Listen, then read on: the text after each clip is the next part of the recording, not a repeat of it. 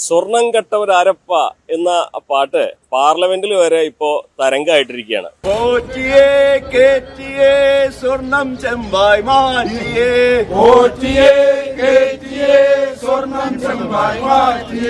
തദ്ദേശ തെരഞ്ഞെടുപ്പിൽ UDFന്റെ മുഖ്യ പ്രചരണ ഗാനമായിരുന്നു അത്.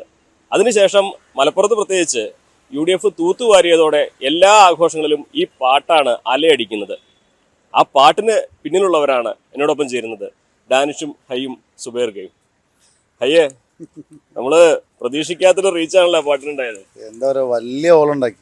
വലിയ ഓളം തന്നെ അത് ഓളുണ്ടാക്കേണ്ട പാട്ടാണ്. കാരണം സമകാലിക വിഷയങ്ങളെല്ലാം കോർത്തിണക്കൊണ്ട് ഈ അടുത്ത് അങ്ങനത്തെ ഒരു പാട്ട് ഇറങ്ങിയിട്ടില്ലയാണ്. പ്രത്യേകിച്ച് ശബരിമല സീസണാണ്, ശബരിമലയാണ് വിഷയം, ശബരിമലയോട് ചേർന്നൊരു ട്യൂണാണ്. അങ്ങനെ എല്ലാം കൊണ്ടും ഒരു പാട്ടിന്റെ പെരുന്നാളാണ്.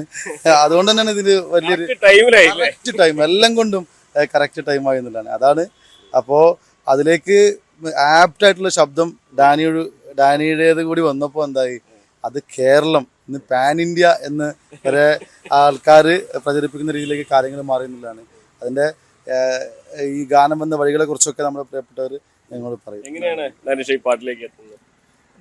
ഞാൻ സ്റ്റുഡിയോയിൽ സൗണ്ട് എഞ്ചിനീയറായിട്ട് വർക്ക് ചെയ്യാണ്. അപ്പോൾ ഇലക്ഷൻ്റെ ഒക്കെ വർക്ക് ഇങ്ങനെ വന്ന് തുടങ്ങുന്നുള്ളൂ. അപ്പോൾ അതിൻ്റെയൊക്കെ മുമ്പാണ് ഈ വർക്ക് വരുന്നത്. അപ്പോൾ ഇത് എഴുതിയ ആൾ എടുത്ത് പറയണം, അദ്ദേഹം GP കുഞ്ഞബ്ദുള്ള ചാലപ്പുറ, അദ്ദേഹമാണ് വരി എഴുതിയിട്ടുള്ളത്. അദ്ദേഹം ഇത് വരി എഴുതി ഹനീഫ മുടിക്കോട് പറയും, സംഗീത സംവിധായകനാണ്, അദ്ദേഹത്തിന് അയച്ചു കൊടുത്തു. അദ്ദേഹം ഇത് എനിക്ക് തന്നു, ഈ പാടി നോക്ക്, അങ്ങനത്തെ ഒരു വിഷയമാണ്, എനിക്ക് പറ്റിയ ട്യൂണാണെന്ന് പറഞ്ഞു. അങ്ങനെ ഇത് പാടി വെച്ചു. പിന്നെ ഇത് പുറത്തിറക്കുന്നത് സുബൈർക്കാണ്. സുബൈർക്ക് അത് ഏറ്റെടുത്ത് പുറത്തിറക്കി, അത് റീലായിട്ട് ഇറക്കി. പക്ഷെ ആ റീലിൽ ഞാനല്ല ഉള്ളത്, അത് വിഷ്വലിൽ നിൽക്കുന്നത് നമ്മളെ സുബൈർക്കാട് തന്നെ സൗണ്ട് എഞ്ചിനീയർ ആയിട്ടുള്ള നസീർ എന്ന് പറയും, അദ്ദേഹമാണ്. അങ്ങനെ അന്ന് ആ പാട്ട് കുറച്ച് വൈറലായി. അതിനുശേഷം പിന്നെ ഹൈക്കാട് ഒരു പ്രോഗ്രാമിന് എന്നെ കൊണ്ട് പെട്ടെന്നൊരു പാടിക്കായിരുന്നു ഈ പാട്ട്. താനൂര് ഒരു പ്രോഗ്രാം പെട്ടെന്ന് പാടിച്ച് ആ റീല്, ആ വീഡിയോ അത്യാവശ്യം നന്നായിട്ട് വൈറലായി. 3 മില്യൺ ആൾക്കാരെ കണ്ടു. അതിനുശേഷം പിന്നെ ഈ പ്രചാരണത്തിന്റെ അവസാന ഘട്ടങ്ങളിൽ ഒരുവിധ എല്ലാ സ്ഥലത്തും ആ പാട്ട് കേൾക്കാൻ സാധിച്ചു. എങ്ങനെയാണ് ഈ റീലിലേക്ക് ഈ പാട്ട് എത്തുന്നത്? ഈ GP കുഞ്ഞബ്ദുള്ള ചാലപ്പുറം നാദാപുരത്തെ ഖത്തറിലാണ്, അയാൾ പ്രവാസിയാണ്. അയാൾ ഇതുപോലുള്ള ആനുകാലിക വിഷയങ്ങൾ ഇതുപോലെ ഇടയ്ക്കിടയ്ക്ക് എഴുതിയിട്ട് അനീഫാക്കോ എനിക്കൊക്കെ അയച്ചു തരും. ഇങ്ങനെയാണ് ഈ വരികൾ എത്തുന്നത്. അതിൽ അനീഫ പിന്നെ ഇവനെ കൊണ്ട് പാടിച്ച്, ഡാനിഷിനെ കൊണ്ട് പാടിച്ചതിൻ്റെ ശേഷം അത് വിഷ്വലിൻ്റെ ഇവനോട് ചോദിച്ചു. അതിൽ ഡാനിഷ് എന്തായാലും നിൽക്കുമല്ലോ, അവന് പേടിച്ചിട്ടാണോ എന്തെന്നറിയില്ല. ഓന് ഏകദേശം ഇപ്പോൾ 2-3 ദിവസമായിട്ടുള്ളൂ ഡാനിയാണ് ഇതിൻ്റെ ബാക്കിൽ നിന്നുള്ളത്. ഹൈ സ്റ്റേജിൽ പാടിച്ചപ്പോഴാണ് ആളുകൾ അറിയണത്. അങ്ങനെ വേറൊരാളെ വെച്ചിട്ട് അവർ വിഷ്വൽ ചെയ്തു, അത് റീൽസ് ആക്കിയിട്ട് നമ്മൾ ഈ ഇലക്ഷൻ പ്രചരണ ഗാനങ്ങൾ തയ്യാറാക്കി കൊടുക്കണോണ്ട് തന്നെ അതിൻ്റെ ഒരു പ്രൊമോഷൻ എന്നുള്ള നിലക്കാണ് ഇത് പുറത്തിറക്കണം. അതോടുകൂടി തന്നെ തെക്കൻ ജില്ലയിൽ നിന്നൊക്കെ കണ്ടമാനം ആളുകൾ വിളിക്കലും വർക്ക് ഒക്കെ അത്യാവശ്യത്തിന് നല്ല വർക്കുകളൊക്കെ സംഭവിച്ചു.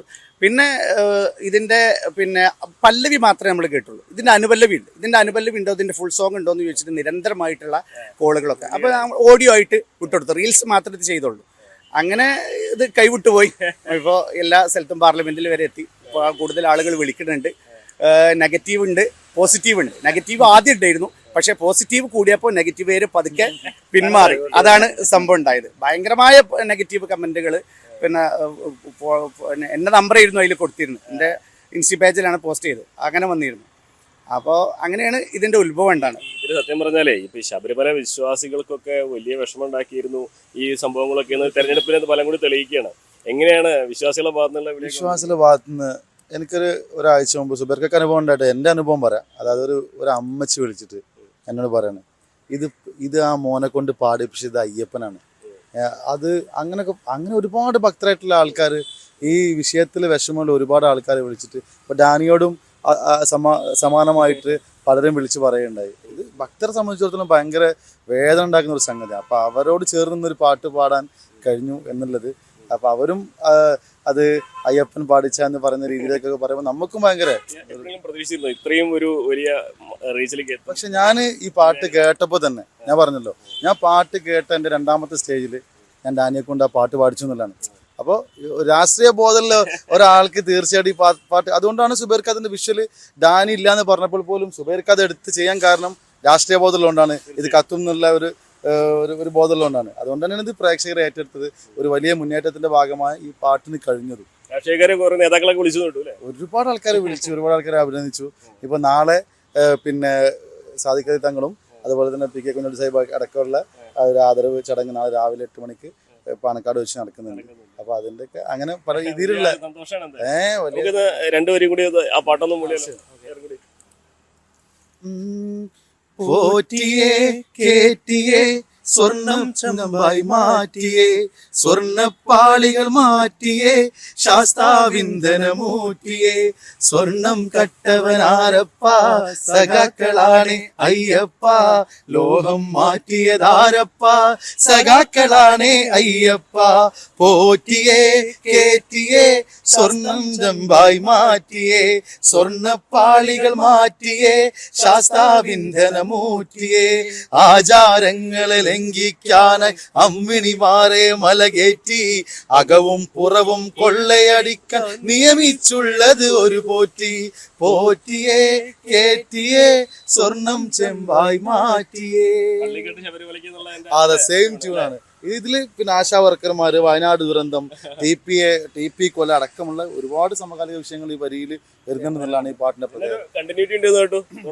അതിന്റെ 2ാം ഭാഗം ഉണ്ട്, തോന വെഴുകാതെ പുറത്തിറങ്ങും, അത് റെഡിയാണ്. എന്റെ വാസു ജയിലിൽ നിന്ന് മുഖ്യമന്ത്രിക്ക് എഴുതുന്ന ഒരു കത്താണ്. ഒരു കത്തുപാട്ടായിട്ട് GP കുഞ്ഞബ്ദുള്ള എഴുതി എനിക്ക് അയച്ചു തന്നിട്ടുണ്ട്.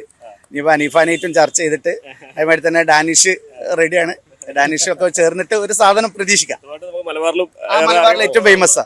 അപ്പൊ അതുകൊണ്ട് ആ ഒരു ട്യൂൺ, എത്രയും ബഹുമാനപ്പെട്ട ആ ഒരു ട്യൂണിലാണ് വരാൻ പോണത്. അതാണ് മുഖ്യമന്ത്രിക്കുള്ള ഒരു കത്താണ്. അപ്പൊ ഈ പരാജയവും ഇപ്പോഴത്തെ സംഭവങ്ങളും ഇതിലേക്ക് നയിച്ച, ഈ പരാജയത്തിലേക്ക് നയിച്ച കാരണങ്ങളും ഒക്കെ GP വളരെ വ്യക്തമായിട്ട് തന്നെ അതിൽ വിവരിക്കുന്നുണ്ട്. സാമൂഹ്യ മാധ്യമങ്ങൾ ഇത്രയും സജീവമായതുകൊണ്ടായിരിക്കും ഈ പാട്ട് ഇത്രയും അധികം ആൾക്കാരിലെത്തിയത് അല്ലേ? അതെ. എന്താ പറയാ, ഇത് എൻ്റെ പേജിൽ മാത്രമല്ല, ഞാൻ നോക്കുമ്പോൾ കോൺഗ്രസിന്റെ BJPയുടെ പേജുകളൊക്കെ മില്യൺ കണക്കിന് ആൾക്കാർ ഇത് കണ്ടു എന്നുള്ളതാണ്. അതെ, ഇത് ശരിക്കും UDF പാട്ടായി ഇറങ്ങിയ സംഗതി BJPക്കാർ വരെ പ്രചരണത്തിന് ഉപയോഗിച്ചു എന്നുള്ള ഒരു സംഗതി വാസ്തവമാണ് എൻ്റെ സത്യം. അപ്പോൾ അത്തരത്തിൽ എല്ലാവരും അത് ഏറ്റെടുത്തുകൊണ്ടാണ് ഈ UDF പ്രവർത്തകരായതുകൊണ്ട് വലിയ സന്തോഷമാണ്.